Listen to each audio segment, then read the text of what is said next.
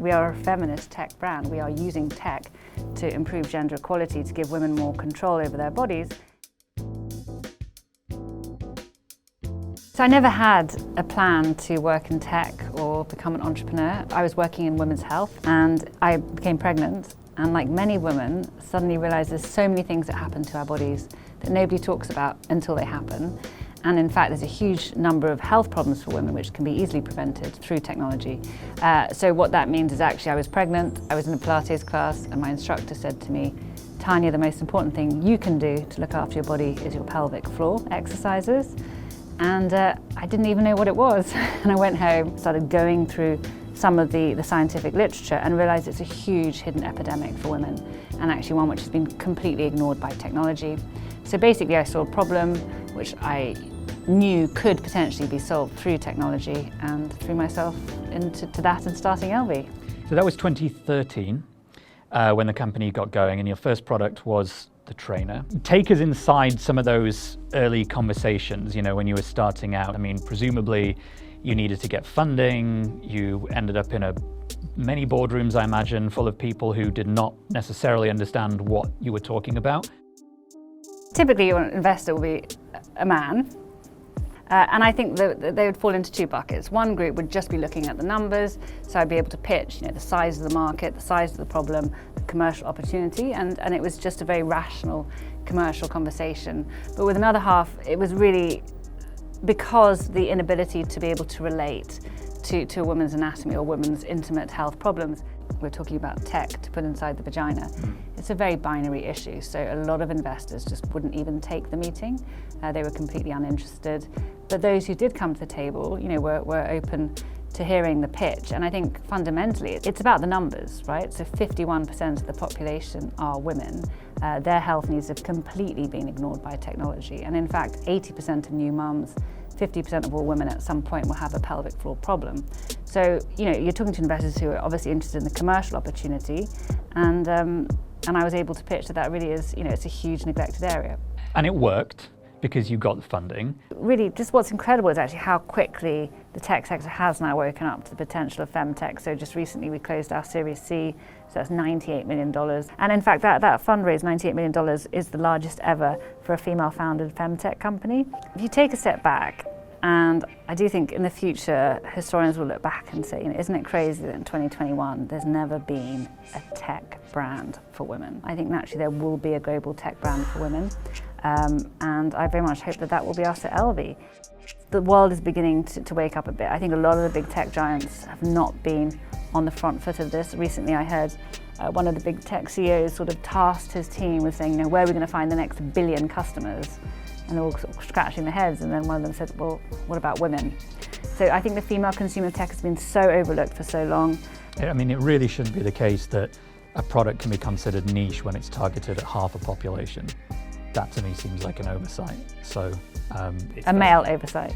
Absolutely. But maybe we can take a look at the first product that you created, the trainer. Is that intentional, that you didn't want something that necessarily looks like a medical or clinical device, but actually something that looks like a gadget first? It just happens to also be an incredibly valuable thing for the people who use it.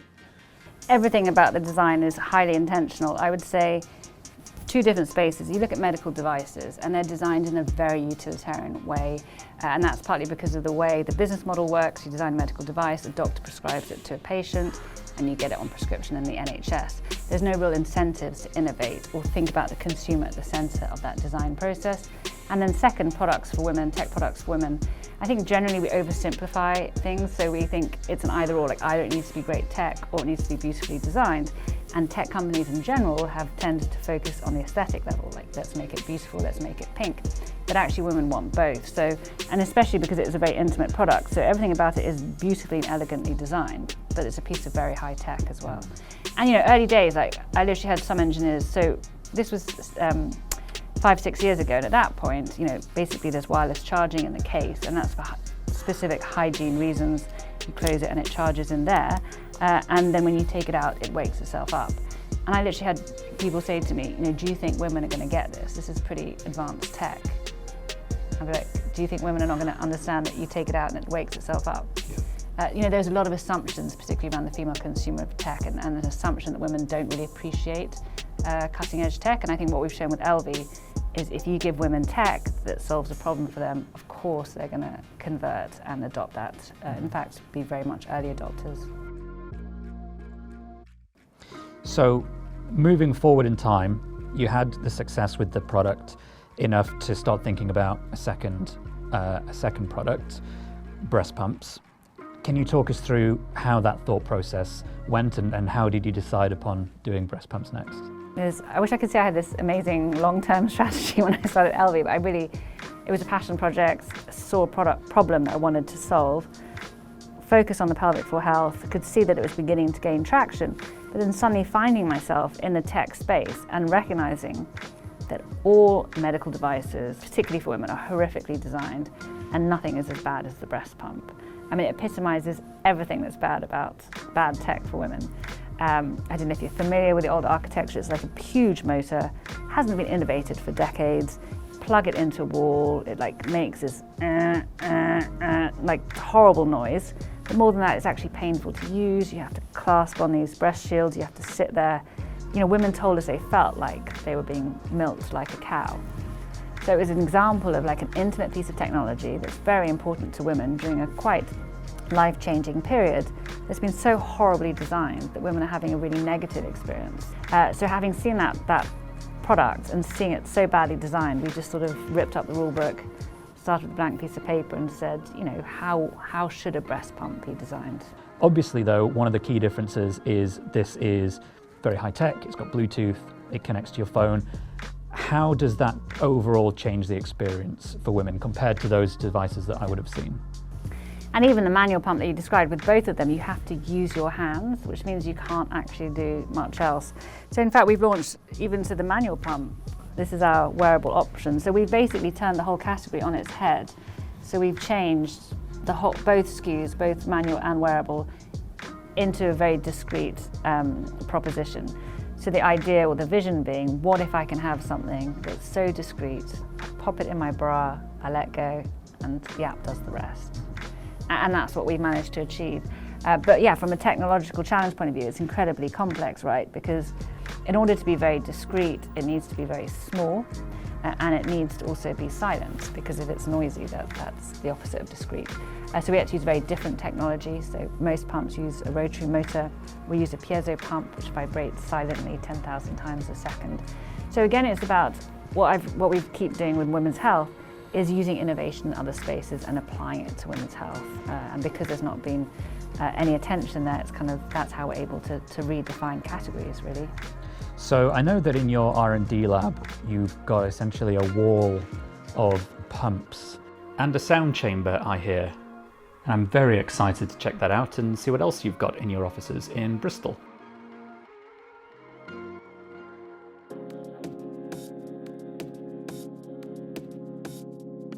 Hi, good to meet you. Nice How to are meet you? you. Really good, thanks. How are you? Very well, thank you. I hear you have an excellent sound chamber that I'm very keen to see first. Yeah, great. Let's go get started.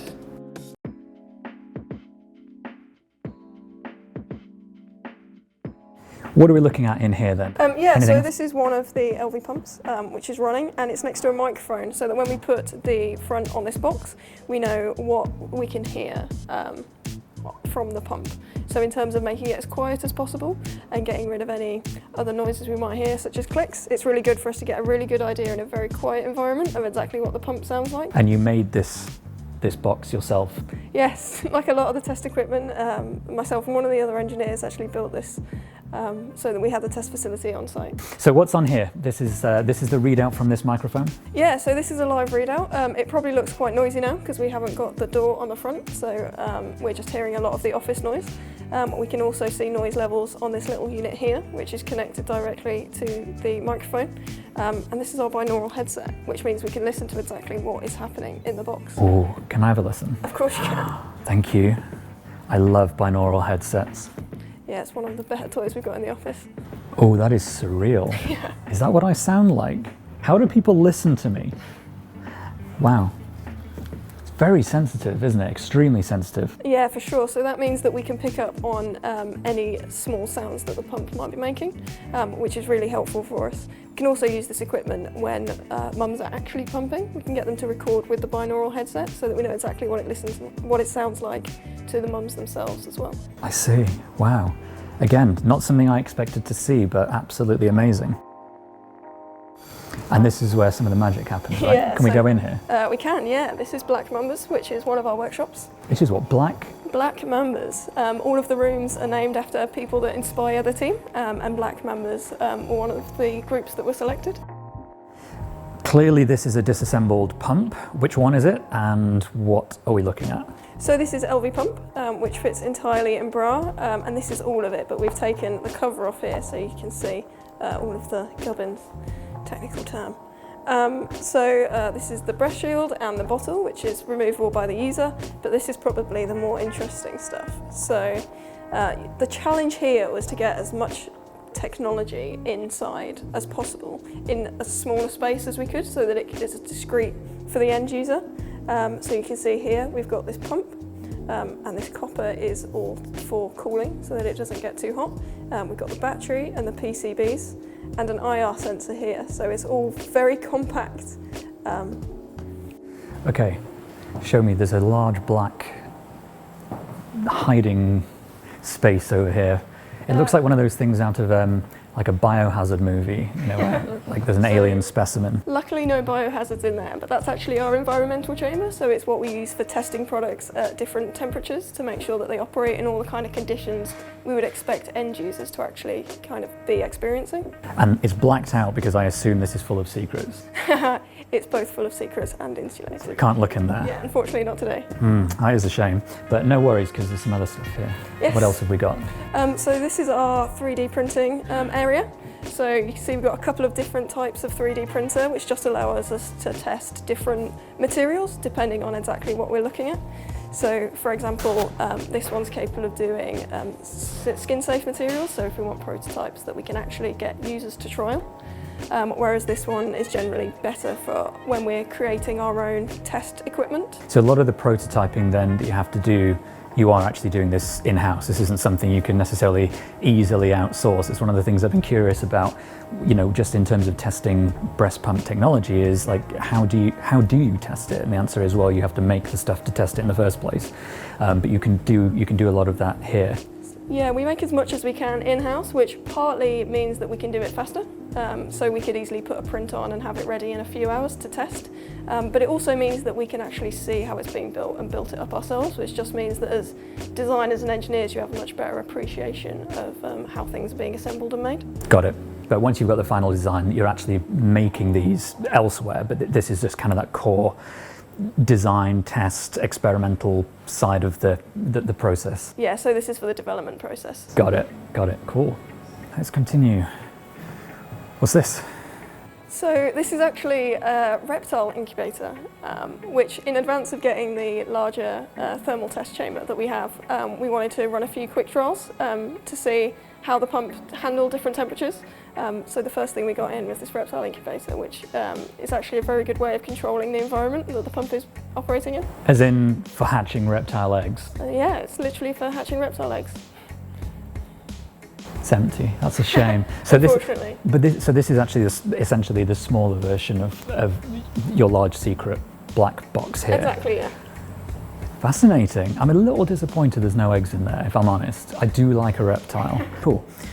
So this, to me, looks like the evolution of testing breasts, which is, I assume, why there's a lot of tubes coming out of this. Can you tell us what we're looking at? Yeah, you'd be right. So these are some of the fake breasts, as you've spotted, that we try and use for development.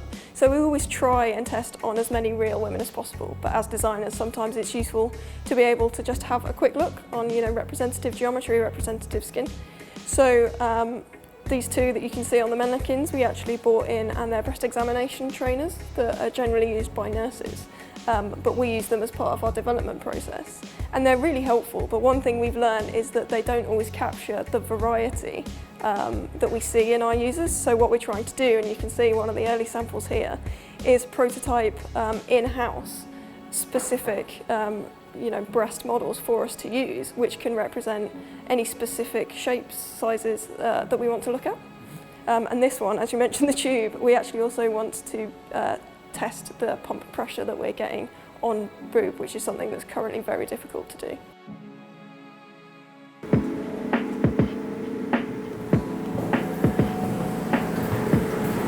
Okay, brilliant. Wow, look at that. It's actually quite noisy in here, isn't it? I know that's not the breast pumps themselves, it's the machinery around the room, but still.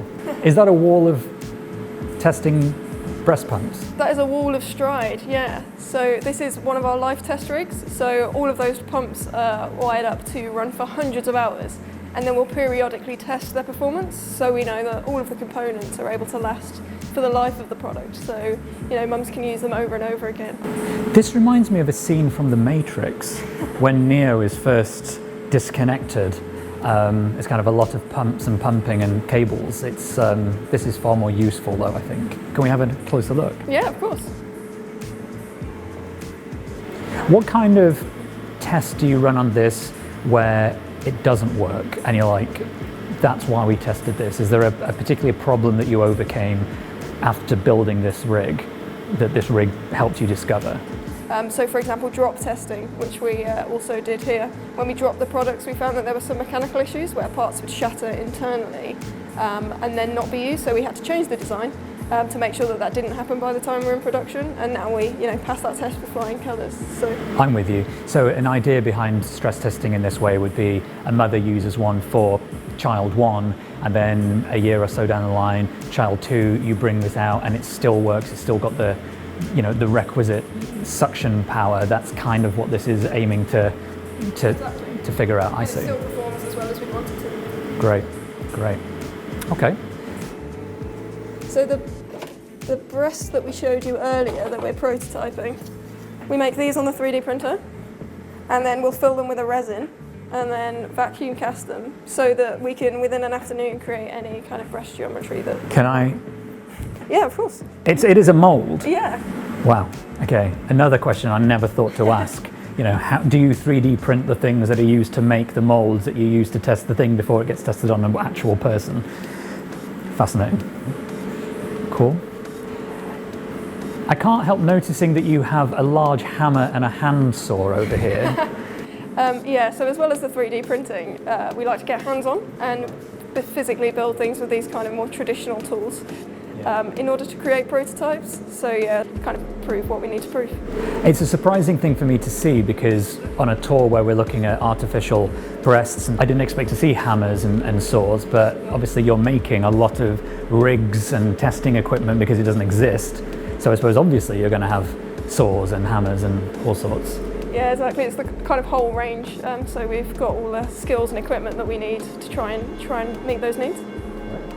Alan Turing, you named this room, I understand? Yeah, I did. So I nominated Alan Turing because, I mean, firstly, from an engineering perspective, he was a genius. He's someone I totally look up to. But a lot of the rooms are named after underserved groups and underserved people, and Alan Turing is someone who, despite his amazing achievements, was condemned for being gay. And I think it's important to remember that and, you know, be appreciative of how lucky we are to work somewhere and in a time where we can just be ourselves. And that's not something 100% agree. We should forget. What a great idea.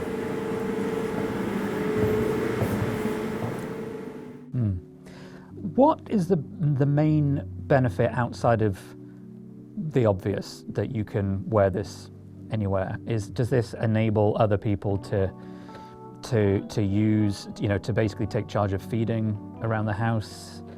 I've heard that's a big deal in houses that have children, of which mine is not, but I've heard that's a thing. Yeah, no, so you just said the words take charge. That's so, like, that's how we look at it. Like, how do we help women take charge of their own time, really, and take back their time? So at a direct level, obviously, we're improving the experience of breast pumping, which means better health outcomes for the baby and mother, because women are more likely to continue giving breast milk to their babies. But actually, the much bigger impact is on the woman's life and the freedom that this product gives women. Because you've got to think, particularly in the US, women are often going back to work after 6 weeks. They'll be pumping pretty much exclusively. It could be, you know, 4 or 5 times a day. So you give them Elvie pump, they put it in their bra, and they can literally get on and do anything. So they can be in the office, they can be, if they're at home, looking after their kids. And I think what surprises is how women are just they're just feeling like superwomen. They're like, oh my God, look at me, look how amazing I am. I'm like doing what I'm doing, like I'm a surgeon, I'm operating, and I'm producing breast milk for my babies. And what we learned with Pelvic Floor Trainer is you can't just launch a technology, even if you know it's going to help women, unless you also empower them by giving them the knowledge and skills to know about this part of their health. Which is why I think what makes us unusual as a health tech company is that we've also created a very strong consumer brand. And through that, we launch quite provocative campaigns. And it's all around feeding into what is already happening in society, which is great, which is an untabooing of womanhood, and particularly Gen Z. There's a huge, attitudinal shift in terms of how we now talk about our bodies. So, for example, young women talking openly about menstruation, and we're kind of part of that as well and pushing the boundaries on different areas. So, because I think that's one of the things that overall interests me so much about the company and about these products is that they're not, when you tell people what they are, what they do, it's not surprising that they are useful. It seems to be surprising that they exist at all sometimes. And once you start looking into the data, as you've said, you start looking at the lack of innovation, it's like, well, obviously this is something that needs to exist. Whether it's from Elvie, from another manufacturer, it makes sense. But I'm curious about how do you get more people to pay attention and actually convince them that, there shouldn't be a stigma attached to this. The boardrooms, when you're pitching for investment, they shouldn't hear the word vagina and think, ooh, can't talk about that, that's a bit weird. Like, what needs to change there? One of the reasons that society struggles with the vagina is because it's something which is to do with giving birth and also this epicenter of our sexuality. And so what we actually try to say is, for example, some women will use Elvie Trainer for sexual improvement reasons, some for health reasons, some for general wellness. And in my mind, that's all okay because it has a spectrum of benefits. But again, in the society we live in where people sort of see things as either much more black and white, a lot of men will think that it's sort of sex only and therefore something to giggle about or something to make fun of. And actually, my point is we should be able to talk about sex, and that is part of our general wellness, but also has other health benefits. I think it's interesting that you've made me think about sort of our household and, the move towards things like app-based contraception only works because the data that those apps collect can be made accurately by wearable technology. And that's just something that I think 10 years ago would have sounded like a joke, but actually technology has got to a point where that is possible, but it still feels like it's quite early days. Yeah, I mean, it's early days in the sense that even when I started Elvie, the term Femtech didn't exist, and now it's, supposed to be a $50 billion vertical. But I think you're right, in order to have big change happen, you need different things to collide. And I think exactly what you put your finger on, one of those key things is the fact that we now have, through our smartphones or through the potential technology, to have access to real-time data on our body in a way we've never had before. Second, which brings it all together, is this huge feminist surge that we're going to. We now have an enabling environment where women want to think about their bodies in different ways. And third, we have a health crisis going on where, frankly, health systems can't cope with the pressure of aging populations. So the old paradigm of a doctor-patient is sort of crumbling away, and so individuals are being forced to take health, and particularly health prevention, more into their own hands. So when you bring these three big macro trends together, I would argue that yes, it's a little bit early, but this is the right time for it to happen. And I think there's enough companies, there's a couple other companies like Elvie, which are really truly scaling and really proving that this isn't something that's niche, it's not too early, that this is something that is going to be huge.